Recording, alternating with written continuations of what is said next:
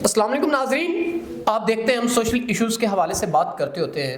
آج میرے ساتھ ایک ایسی قابل احترام بہن موجود ہے جو کہ بخاری سید گھرانے سے ان کا تعلق ہے۔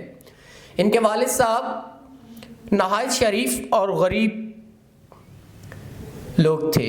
بمشکل انہوں نے اپنی زندگی دین و اسلام کے مطابق گزاری۔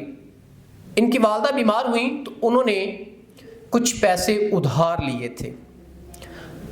والدہ بھی نہ بچ سکی اور والد بھی اس دنیا سے چل بسے۔ اب قرض والوں نے ان کو تنگ کر رکھا ہے اور یہ بڑی آس امید لے کے ہمارے دفتر آئیں اور ان کی آواز ہم آپ تک پہنچا رہے ہیں۔ ان کے آگے پیچھے بھی کوئی نہیں ہے اور بڑی ذلت کی یہ زندگی گزاری ہیں، تو آئیے باقی ان سے جانتے ہیں۔ السلام علیکم۔ وعلیکم السلام۔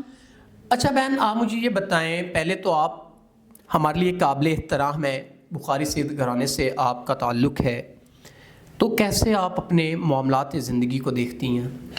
بہت شکریہ، آپ نے عزت دی، عزت افزائی کی۔ میں سید گھرانے سے تعلق رکھتی ہوں۔ میرے والد وفات پا چکے ہیں اور میری والدہ بھی وفات پا چکی ہیں۔ ہمارے حالات بہت خراب تھے۔ میرے والد نے ساری زندگی دین کی خدمت میں گزاری تھی اور دین کے حصولوں کے مطابق زندگی گزاری تھی۔ کچھ حالات اور واقعات ایسے ہوئے کہ میرے والد کو قرضہ لینا پڑا۔ میری ماں بیمار ہو چکی تھی، لیکن قرضے والوں نے قرضہ تو دیا، لیکن اللہ نے میری ماں کو مزید زندگی نہ دی۔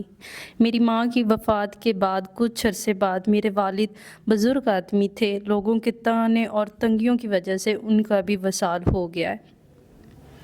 آپ کے والد کا وصال ہو گیا، اب آپ اپنے نظام زندگی کو کیسے دیکھتی ہیں؟ ان کے آپ کے رشتہ دار بھی آپ کہتی ہیں کہ نہیں ہیں، تو اب آپ کیسے اپنا نظام زندگی فیوچر میں چلا پائیں گی؟ 2 وقت کی روٹی کا نظام، اور جو آپ کی والدہ کے لیے قرض لیا گیا تھا، آپ کہتی ہیں قرض والے بھی تنگ کرتے ہیں، یہ معاملات کیا ہیں؟ جی بالکل، قرض لیا تھا، قرض میرے والد سے ادا نہیں ہوا تھا۔ ان کی وصال ہو چکا تھا تو اس کے بعد لوگوں نے مجھے بہت تنگ کیا، قرض والوں نے بھی بہت تنگ کیا۔ میری آج ایک عاجزانہ اپیل ہے کہ میں ایسے انسان سے شادی کرنا چاہتی ہوں جو میرا قرضہ ادا کرے اور میرے لیے عزت کا گھر خریدے اور عزت دے مجھے۔